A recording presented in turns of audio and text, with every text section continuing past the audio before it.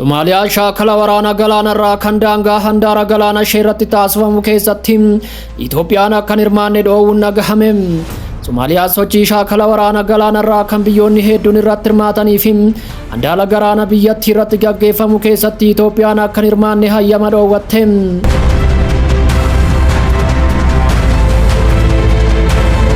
Ammas ji'a tokko keessatti yeroo sadaffaaf Doonaald Tiraamp waa'ee piroojeektii Itoophiyaan ittiin boontu kaasaniiru.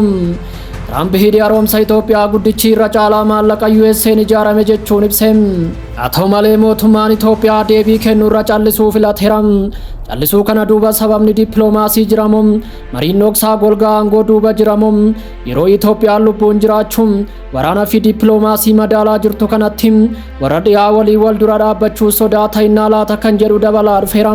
Tarii Faalastiinonni gara Itoophiyaa yaadufan yaada jedhu wal qabachuu danda'a. Hooggantoonni yoo callisan uummanni dubbachuu qaba. Obbo Tiraamp dogoggortanii jirtu. Hidhi kun kan keessan miti, kan Ameerikaas miti. Innis ashaaraa qubaa bara baraan Itoophiyaan laga Abbayyaa irratti qabduudha jechuu qaba.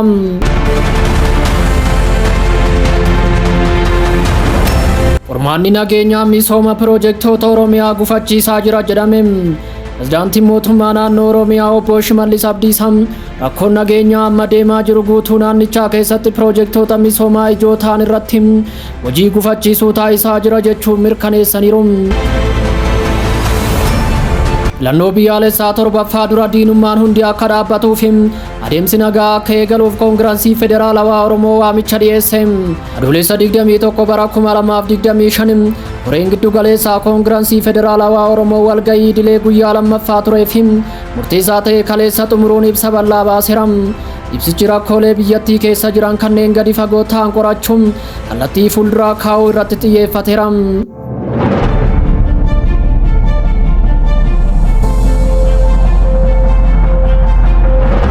Somaaliyaa shaakala waraana galaana irraa kan daangaa handaara galaana ishee irratti raawwatu keessatti Itoophiyaan akka hin hirmaanne dhoowwite jedhame. Somaaliyaan sochii shaakala waraana galaana irraa kan biyyoonni hedduun irratti hirmaatan irratti Itoophiyaan akka hin hirmaanne dhoowwite. Somaaliyaan Itoophiyaan birmadummaa kiyyawaa sarbitee fannoowwee jechuun simatte. Ministeerri ittisa biyyaa Somaaliyaa Itoophiyaan gaafii agarsiisaa kana irratti hirmaachuuf dhiyeessite kuffiseera. Ministeerichi raayyaa ittisa biyyaa Somaaliyaa gaafin Itoophiyaan dhiyeessite guutumaan guututti kan fudhatama hin qabne jechuun ibse. Agarsiisni kun kan biyyoota hedduu hirmaachisu yoo ta'u bakka Itoophiyaan hin argamnetti gaggeeffama jechuun ibseera. Itoophiyaan humna galaana ishee ijaaraa jirtu cimsuuf biyyoota hedduu waliin marii taasisaa jiraachuunis gabaafameera. Dhiheenyas tuunni ajaja itti aanaa humna galaana Raashaa Admiiraal Vilaadimiir Voraabichii Itoophiyaa daawwatee ture. Gama kanaan bifa itti waloon hojjechuun danda'amu irratti mari'achuu ibseera. Itoophiyaatiin itti aanaan humna galaana irraa Itoophiyaa Komaandar Jamaal Tufaasaa waliigalteen taasifame kun leenjii fi ijaarsa dandeettii irratti kan xiyyeeffate ta'uu ibsanii.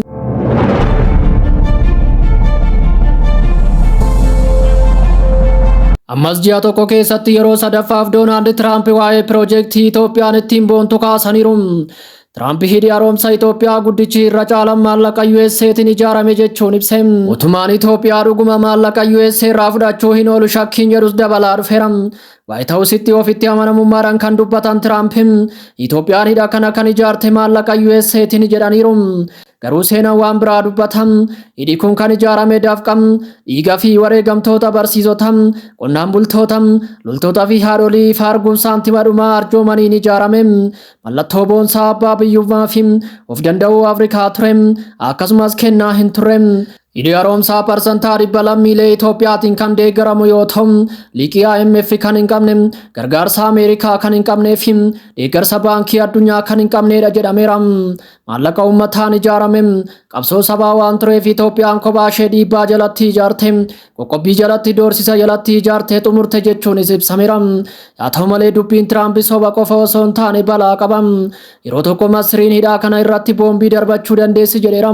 Waamicha of eeggannoo malee waraanaaf taasifame ture. Haa ta'u malee mootummaan Itoophiyaa maaliif callisee maaliif Tiraampiif deebii kennuu didee ibsa gaazexeessootaaf kennuu maafitti ulfaate sagalee ija jabinaatiin dhugaa uummataa ittisuumaaf sodaate kan jedhu gaafii kaaseera. Callisuu kana duuba sababni dippiloomaasii jiramu mariin dhoksaa golgaa aangoo duuba jiramu yeroo Itoophiyaan lubbuun jiraachuu waraana fi dippiloomaasii madaalaa jirtu kanatti warra dhiyaa walii wal dura dhaabbachuu sodaata innaa laata kan jedhu heddummaachaa dhufeera. Tarimmoo Falasxiinonni gara Itoophiyaa yaa dhufan yaada jedhu wal qabachuu danda'a. Hooggantoonni yoo dubbachuu baatan uummanni dubbachuu qaba. Obbo Tiraamp dogoggora qabda. Hidhi kun kan keessan miti, kan Ameerikaas miti. Innis ashaaraa quba harkaa kan Itoophiyaan ijaarameedha jechuu qaba.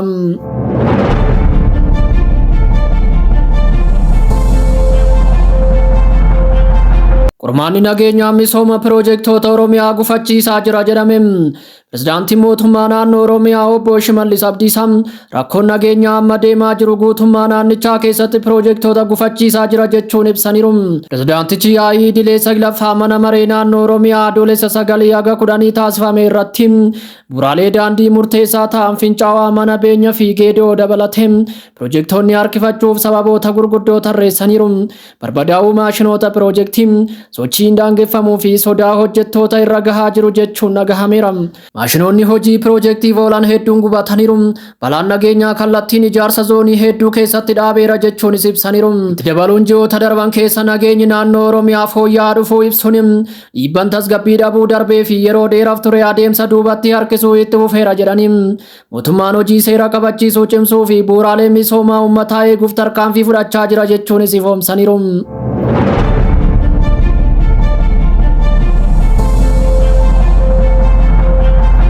Filannoo biyyaalessaa torbaffaa dura diinummaan hundi akka dhaabbatu adeemsi nagaa akka eegaluuf koongiraansii federaalawaa Oromoo waamicha dhiyeesse. Koreen giddu galeessaa koongiraansii federaalawaa Oromoo walgahii idilee guyyaa lamaaf turee fi murteessaa ta'e kaleessa xumuruun ibsa bal'aa baaseera.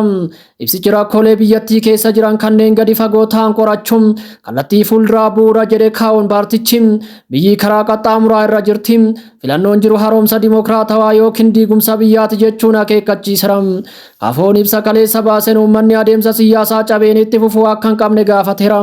Paartichi akka ibsetti waggoottan torban darban yeroo abdii qisaasame jechuun ibse. Kunis kanneen rakkooleen siyaasaa nageenya fi diinagdee wal utubuun gara badiitti geessan jechuun ibseera. Kaafoon kufaatii kanaaf sababa guddaan sirna federaalizimii sabdaneessaa irratti haleellaa sirnawaa raawwatamuuf karaaleen nagaa hunduu cufamuu isaaniitiin jedheera. Paartichi filannoo biyyaalessaa itti aanu dura haal duree mootummaan guutuu qabus tarreesseera. Inni jalqabaa diinummaan hundi dhaabbachuu fi adeemsa nagaa hunda galeessa ta'e jalqabuu akka qabu dhaameera. Walitti bu'iinsa naannoo Oromiyaa fi naannoo Amaaraa keessatti uumame irratti to'annoo jabdoota idil addunyaatiin mariin siyaasaa hatattamaan akka taasifamus gaafateera. Mootummaan sirna diimokiraasii sirnaan gufachiisaa jira jechuun kan himate kaafaa'oon kunis gaazexeessitoota, aktiivistoota hawaasaa fi hooggantoota siyaasaa bebbeekamoo hidhuu fi dhabamsiisuu dabalata jedheera.